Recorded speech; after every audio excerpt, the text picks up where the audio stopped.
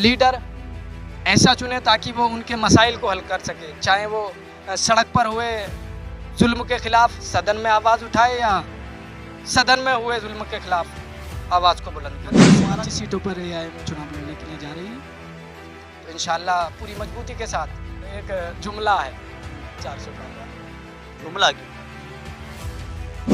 2024 के चुनाव का बिगुल बज चुका है और चुनाव में क्या हलचल रहेगी इस पर हम आपको अपडेट देते रहेंगे। लेकिन अगर हम चुनावी हलचल से पहले की अगर आपको थोड़ी सी बात बताएं तो हमारे साथ एआईएमआईएम के कार्यकर्ता हैं, इनसे हम बात करने की कोशिश करेंगे। लेकिन थोड़ी सी जानकारी मैं आपको दे दूं कि दिल्ली में अरविंद केजरीवाल को ईडी द्वारा गिरफ्तार कर लिया गया है। उस सवाल उठता है कि एक मुख्यमंत्री की गिरफ्तारी के बाद दिल्ली की कैसी हलचल होगी, कैसी राजनीति होगी, लेकिन राजनीति 2024 में कैसी होगी, इस पर हम एआईएमआईएम के कार्यकर्ताओं से बात करेंगे। 2024 में एआईएमआईएम कितनी मजबूत है, किस तरह से चुनाव लड़ेगी। अब ये उत्तर प्रदेश से आते हैं तो इनसे थोड़ी सी उत्तर प्रदेश की राजनीति के बारे में जानने की कोशिश करेंगे।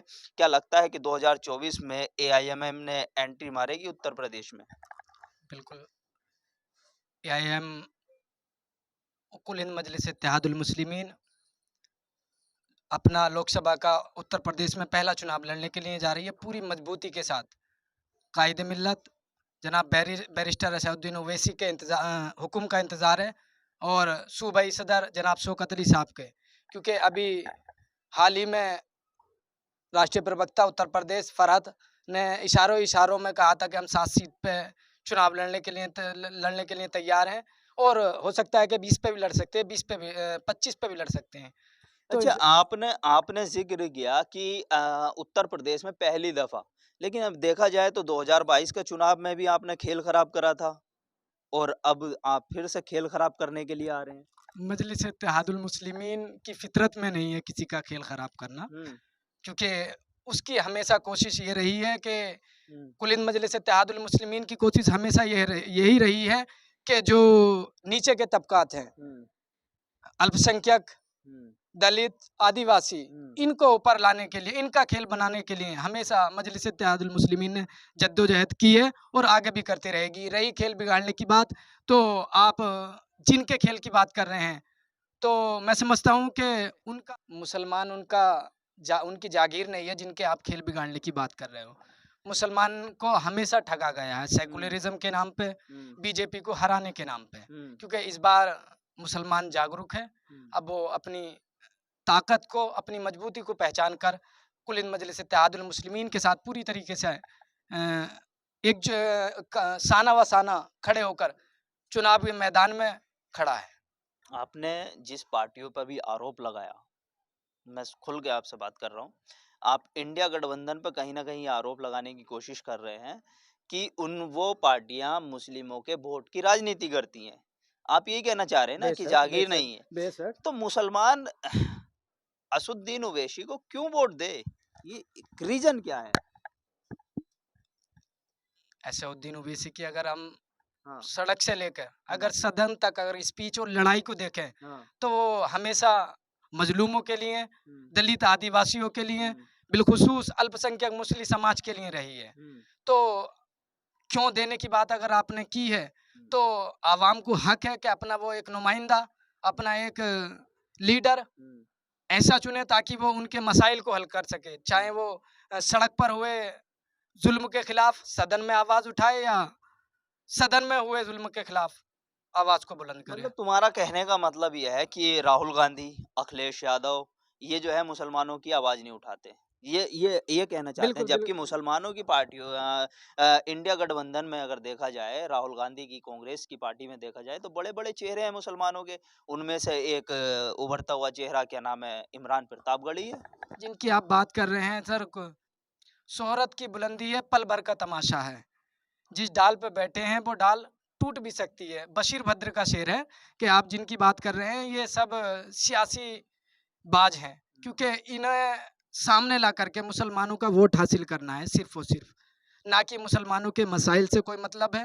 रही बात इंडिया गठबंधन की, आप देख लिए छोटे बड़े बहुत से दल आपको इंडिया गठबंधन में मिलेंगे, सिवाय मुस्लिम लीडरशिप के अलावा, चाहे वो बदरुद्दीन अजमल हो, चाहे वो बैरिस्टर असदुद्दीन ओवैसी हो। तो असदुद्दीन ओवैसी तो खुद ही नहीं गए ना इसमें, क्या इंडिया गठबंधन में शामिल ही नहीं हुए? आप महाराष्ट्र की प्रेस कॉन्फ्रेंस देखिएगा, अनाउंस किया है हम्म कि हम जाने के लिए तैयार हैं। हम्म फिर तो आएंगे इंडिया गठबंधन में? नहीं, अब तो बारात बन चुकी है, अच्छा। दूल्हा भी बन चुका है। हाँ, कौन है दूल्हा, कौन होगा 2024 का? ये तो वक्त बताएगा। खैर, हाँ, ये बड़ा सवाल है, ये आपने वक्त बताया। बताएगा। नहीं, वक्त कुछ एआईएमआईएम कितनी सीटों पे चुनाव लड़ेगी उत्तर प्रदेश में? 20 से 25 सीटों पर एआईएम चुनाव लड़ने के लिए जा रही है, हाँ, तो इंशाल्लाह पूरी मजबूती के साथ। मतलब आपने पूरी मजबूती से ये प्लान बना लिया कि आप इंडिया गठबंधन का खेल बिगाड़ने के लिए जमीन पे उतरेंगे। मैंने साजिद भाई आपसे पहले भी कहा है, मैं फिर दोबारा इस बात को दोहरा रहा हूँ, हम किसी का खेल बिगाड़ने के लिए नहीं, हम उन लोगों का खेल बनाने के लिए आए हैं जिन लोगों को इन्होंने सियासी यतीम कर रखा है, एक तरीके से मजबूर और लाचार बना रखा है, जिन्होंने मुस्लिम वोट को अपना जागीर समझ रखा है। हम उनको, उनका ये जो दोहरा चरित्र है और ये जो झूठी मोहब्बत है, ये उनका झूठी मोहब्बत का पर्दाफाश करने के लिए आ रहे हैं। और हमने हमेशा मजलिस की फितरत में नहीं रहा है किसी का खेल बिगाड़ना।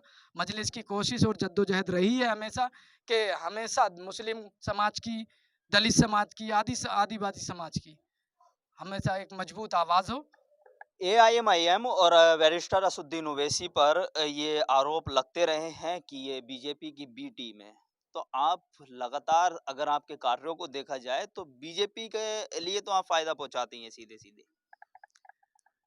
शायद भाई मुझे लगता है कि ये बेबुनियादी सवाल है। हम्म ये क्योंकि अगर आप हाल ही में देखें तो ये पूरी दुनिया, पूरा भारत जान चुका है कि बीजेपी की बी टीम कौन है।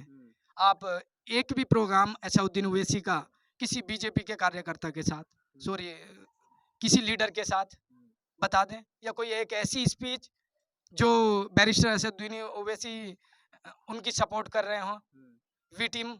लेकिन हाँ, एक बात जरूर है कि वो हिंदुत्व की राजनीति करते हो, आप मुस्लिम की राजनीति करते हो। कौन कहता है मुस्लिम? आप जाइए दारुसलाम, देखिएगा वहाँ एक स्पीच दिखा दीजिएगा किसी की धर्म विशेष उनकी आस्था को आहत अगर बैरिस्टर असदुद्दीन ओवैसी की भाषा से हुआ हो या उनके भाषण से, या उन्होंने कहीं बताया हो कि मैं सिर्फ मुसलमानों का लीडर हूँ। वो अपने आप को खुद ये कहते हैं कि मैं लीडर नहीं बनना चाहता, मैं आपको लीडर बनाना चाहता हूँ।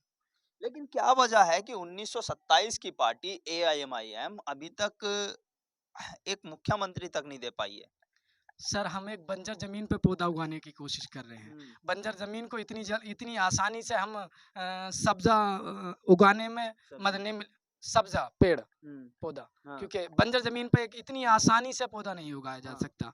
क्योंकि और ये जो आप 1957 की बात कर रहे हैं, 27 से बात कर रहे हैं, तो मैं समझता हूँ कि ये जो रोग फैल रखा है, कैंसर की तरह रोग है। कैंसर को बड़ी धीरे-धीरे से मिटाया जाता है। तो मतलब कि ये माना जा सकता है कि मुसलमान अपने आप में खुद में लीडर नहीं खोज रहे, या फिर जब आप मुसलमानों की बात कर रहे हैं, मुसलमानों की पार्टी की बात हो रही है, तो मुसलमान खुद में, देखिए आप आजम खां एक बड़ा चेहरा है और समाजवादी के लिए काम करते हैं और कर रहे हैं, और 2024 का जो चुनाव है उसमें भी उनको इस बात से फायदा भी पहुंचेगा। ये आज़म खां की बात कही तो अभी-अभी मुझे एक आबिद रज़ा जो मंत्री भी रहे हैं, उनके इस्तीफे की याद आई है, क्योंकि उन्होंने क्लियरली साफ तौर पे कहा है कि मुसलमानों के नाम से माननीय अखिलेश यादव जी झड़क जाते हैं। और आज़म खान साहब की बात अगर है तो वह सिर्फ ट्विटर पे उनकी हिमायत की है, ट्विटर पे उनकी सपोर्ट की है, वरना ज़मीनी स्तर पे कोई नहीं। अखिलेश यादव तो सीतापुर में मिल गए आजम खां साहब से, आप देखिए ना उनके ट्विटर पे भी फोटो डल रहे हैं। आप ये सिर्फ सियासी मीटिंग है, 2024 का लोकसभा चुनाव है, उसका समीकरण जानने के लिए गए हैं, ना कि उनकी हिमायत करने के तो लिए। ऐसा नहीं है कि समाजवादी ने लीडर नहीं बनाए, नेता नहीं बनाए, मुसलमानों को काफी विधायक बनाए, 37 विधायक हैं अभी भी मौजूदा हालत में। आपने विधायक बनाए, मुसलमानों के मसाइलों पर बात कब की है? मुसलमानों के मसाइल को हल कब किया है? बात विधायक बनाने की नहीं है। आप विधायक बनाइए। मुसलमान जो अपनी पार्टी में चुन के गए हैं, उनकी पार्टी में वो उन्होंने क्या निर्णय लिया, उन्होंने कितने पार्टी के हिसाब से अपने वो दिए कि मुसलमानों को क्या क्या जरूरत है।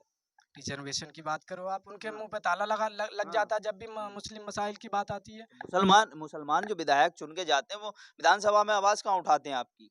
हाँ, वही तो शिकायत है मजलिस को हाँ। और अवाम को हाँ। कि हमने आपको अपना नुमाइंदा बनाकर भेजा है असेंबली में, तो कम से कम हमारे ऊपर हुए अत्याचार, हमारे ऊपर हुए ज़ुल्म को आप कम से कम विधानसभा तक तो पहुँचाइए, बात करिए हमारे मसाइल पर।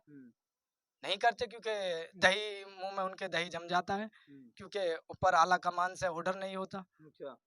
ऐसा आरोप क्यों लगाते हो कि आला कमान ही ऑर्डर देगा? जब आपको चुन लिया गया, आपको वोट से चुने हुए हैं, आप की आवाज़ नहीं उठ रही है तो आप रास्ता है आपके पास दूसरा भी। वो एमएलए के पास क्योंकि इसकी जानकारी वो ही देंगे, उनके पास रास्ता है, लेकिन आवाम 5 साल में 1 बार नुमाइंदा चुनती है, ठीक है?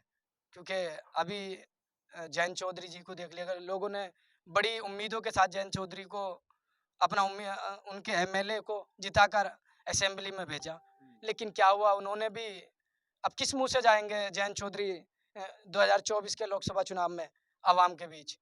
सौदा कर लिया बीजेपी के साथ। तो बीजेपी के लिए वोट माँगेंगे वो अब? नहीं तो क्या मुँह लेकर जाएँगे जब 2000 विधानसभा के चुनाव में आप बीजेपी के खिलाफ हराने के लिए वोट लिया था। इस बार कैसे मुँह से जाएँगे? इस बार 400 पार का नारा लेकर जाएँगे वो? ये तो मैं समझता हूँ कि एक सपना है, एक जुमला है 400 पार वाला।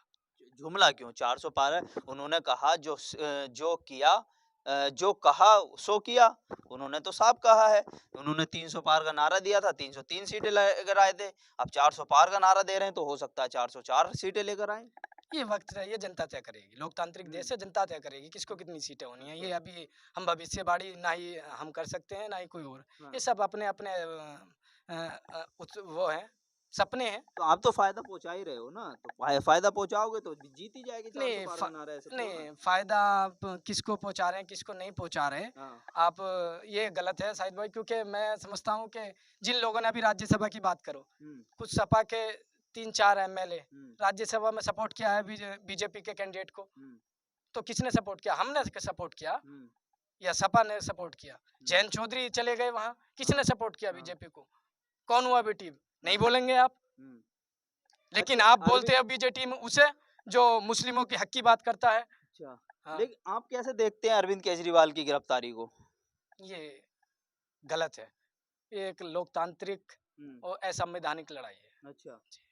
चलिए, बहुत-बहुत धन्यवाद। तो ये थे एआईएमआईएम के कार्यकर्ता जिनसे चर्चा हुई 2024 इलेक्शन पर और अरविंद केजरीवाल को लेकर के क्या होगा निर्णय अभी वक़्त है, चुनाव से पहले उनको ज़मानत मिलेगी या नहीं मिलेगी क्योंकि एआईएमआईएम के कार्यकर्ताओं ने जो है ये ठान लिया है कि उन्हें अपनी सियासत जो उनकी है, उसको वो आगे बढ़ाएँगे और लोकसभा 2024 में खेल किसका बिगड़ेगा, किसका बनेगा, ये उठक-पटक आप और हम देखते रहेंगे।